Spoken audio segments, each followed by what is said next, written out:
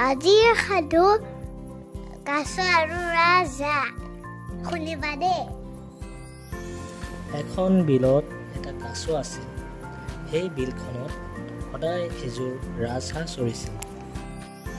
সেই বিলখনৰ পানী লাহে লাহে শুকাবলৈ ধৰিছিল। কাছটোৱে তাক বচাবলৈ হাঁহযোৰক অনুৰোধ জনালে। তেতিয়া ৰাজহাঁহযোৰে ভাবি ভাবি এটা উপায় উলিয়ালে। সিহঁতে এডাল লাঠি বিচাৰি আনিলে।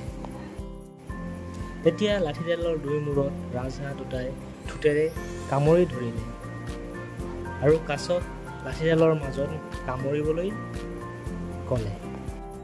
আৰু কাছক ক'লে, বাটত উৰি যাওঁতে তুমি কিন্তু কথা নক'বা, কথা ক'লেই তুমি সৰি পৰিবা। আৰু এই কৈ ৰাজহাঁহ দুটাই কাছক লৈ উৰা মাৰিলে। কিছুদূৰ যোৱাৰ পিছত সিহঁতে এখন নদী দেখিলে।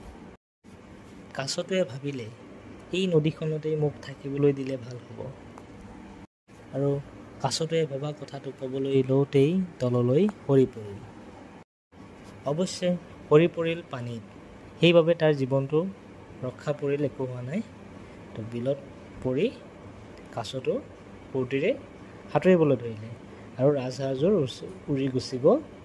আৰু কাছটোৱে ৰাজহাঁহযোৰক ধন্যবাদ জনালে।